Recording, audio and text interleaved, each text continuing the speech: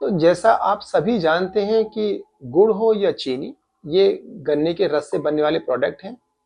इनमें जो फ़र्क है वो एक तो ये है कि जितना ज़्यादा हम उसको रिफाइंड करते हैं चीनी बनाने के लिए शुगर केन जूस को, उतना ज़्यादा हमें केमिकल की आवश्यकता होती है। मतलब कि शुगर के अंदर या चीनी के अंदर केमिकल की मात्रा बढ़ जाती है और वो किसी भी प्रकार शरीर के लिए लाभप्रद तो होती ही नहीं है, नुकसानदायक होती है।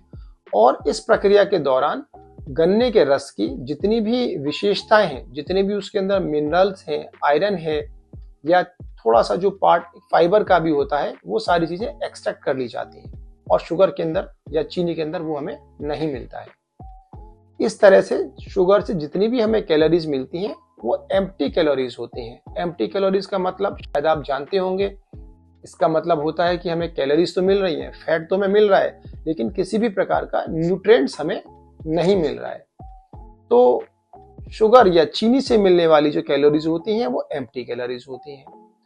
शुगर में लगभग 100 ग्राम शुगर में लगभग 387 कैलोरीज होती हैं।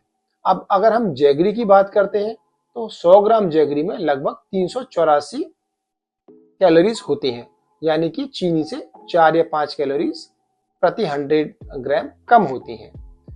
अब जैगरी की अगर न्यूट्रिएंट्स वैल्यू की बात करें तो जैगरी के अंदर आयरन अच्छी खासी मात्रा में होता है, मैग्नीशियम होता है, पोटेशियम होता है, कैल्शियम होता है और साथ ही ये कैल्शियम जो हमें दूसरे माध्यम से मिला है उनके एब्जॉर्प्शन में भी आंतों में उसको अवशोषित करने की जो ताकत है उसको भी बढ़ा देता है।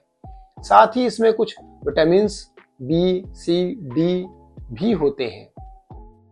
लेकिन यहाँ ये ध्यान रखना बहुत ज़्यादा जरूरी है कि ये जितने भी न्यूट्रिएंट्स हैं ये होते तो हैं, लेकिन ये जैगरी में कोई बहुत ज़्यादा मात्रा में नहीं होते हैं और शुगर में तो, ये चीनी में तो बिल्कुल ही नहीं होते हैं।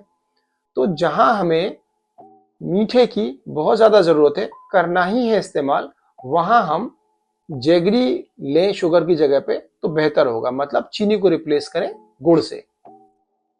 लेकिन ये गुड़ जो है या जैगरी डायबिटीज के पेशेंट के लिए बिल्कुल भी उचित नहीं है इसको लेना। उनको ये बिल्कुल इसको परहेज ही करना चाहिए। जैगरी कहाँ लेना चाहिए? जैगरी जिन लोगों को कोई वजन की समस्या नहीं है वो लोग ले सकते हैं, लेकिन मिनिमम अमाउंट में। छोटे बच्चे जो थोड़ा बहुत मीठा यूज करते हैं, वैसे आजकल छोटे बच्चों में भी मोटापे की समस्या बहुत आम है, तो वहां हमें जैगरी का कोई बहुत ज्यादा उपयोग नहीं करना चाहिए। लेकिन जितना संभव है, जितना उचित है, अगर हम उस मात्रा में इस्तेमाल करना चाहें तो हमें शुगर को रिप्लेस कर देना चाहिए छोटे बच्चों में भी जैगरी से। यहाँ एक बात और ध्यान रखने की है कि जिन लोगों में यूरिक एसिड बढ़ा हुआ होता है उन लोगों को भी जैगरी के प्रयोग से बचना चाहिए। अभी मैंने कहा कि अगर हम कैलोरी पेयर करें तो कैलोरी का जो मात्रा है वो जैगरी में थोड़ा सा शुगर से कम है। कितना कम है? 4 या 5, ठीक। लेकिन हमें एक बात बिल्कुल नहीं भूलनी चाहिए कि चीनी मिठास में भी थोड़ा ज्यादा होती है। इसीलिए किसी चीज को मीठा करने के लिए हमें चीनी की कम आवश्यकता होती है, वहीं लगभग उतना ही मिठास प्राप्त करने के लिए हमें 1.5 से 2 गुना तक गुड़ को कंज्यूम करने की जरूरत पड़ेगी। तो अगर इस तरह से देखा जाए तो इन टोटल हम ज्यादा कैलोरीज कंज्यूम कर लेंगे जब हम जैगरी लेंगे। तो जैगरी का प्रयोग करते समय हमें इन बातों को ध्यान रखना चाहिए। अगर मैं पूरे इस मैसेज को कंक्लूड करूं तो मैं यही बोलूंगा कि न्यूट्रिशनल वैल्यू की अगर बात करें तो चीनी के अंदर कोई न्यूट्रिशन वैल्यू नहीं होती है। चीनी के अंदर केमिकल्स होते हैं, वहीं जैगरीज के अंदर कुछ मिनरल्स और विटामिन होते हैं।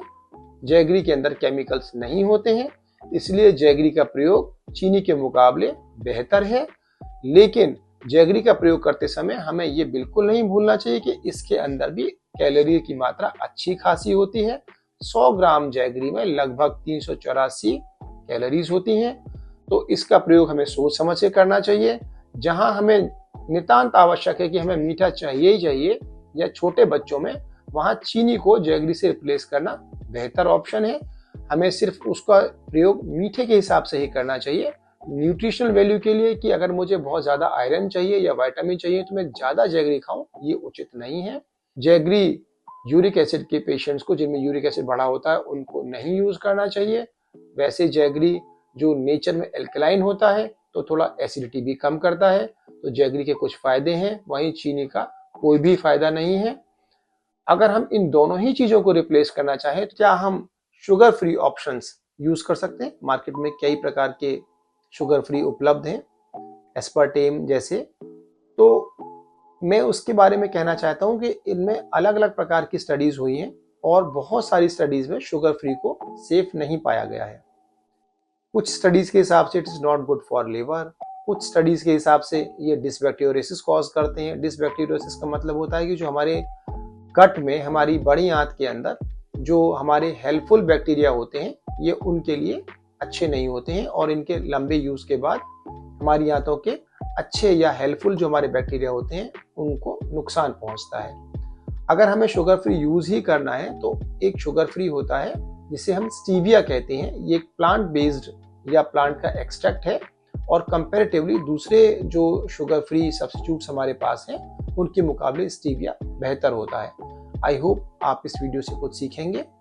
Thank you very much.